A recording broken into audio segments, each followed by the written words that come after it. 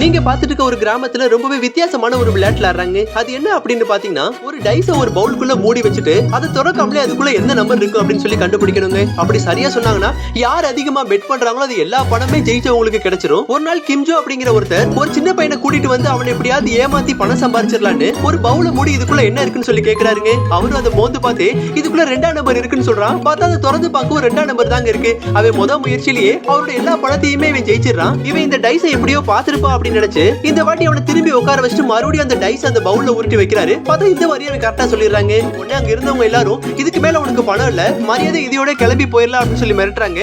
ஆனா கிம்ஜோ அவங்க சொன்ன எதையுமே கேட்காம கடைசியா ஒரு வாட்டி இவனை எப்படியாவது ஏமாத்தியாவது நம்ம பணம் சம்பாதிக்கணும்னு. ஆனா கிம்ஜோ இந்த தடவை அந்த டைஸை உருட்டாம அதுல இருக்க ஒரு நம்பரை மட்டும் திருப்பி வச்சுட்டு இப்ப இதுக்குள்ள என்ன இருக்கு அப்படின்னு சொல்றாருங்க. இந்த வாட்டி அவன் எப்படியும் தோத்துருவான் அப்படின்னு தான் அங்க இருந்தவங்க எல்லாரும் நினைச்சுக்கிட்டு இருக்காங்க. ஆனா எதிர்பாராத விதமா இவன் மறுபடியும் அதுல இருக்க டைஸை கரெக்டா சொன்னதுனால கிம்ஜோவோட மொத்த பணத்தையுமே ஒரு சின்ன பையன்கிட்டயே இழந்துடுறாருங்க. என்ன பாக்குற?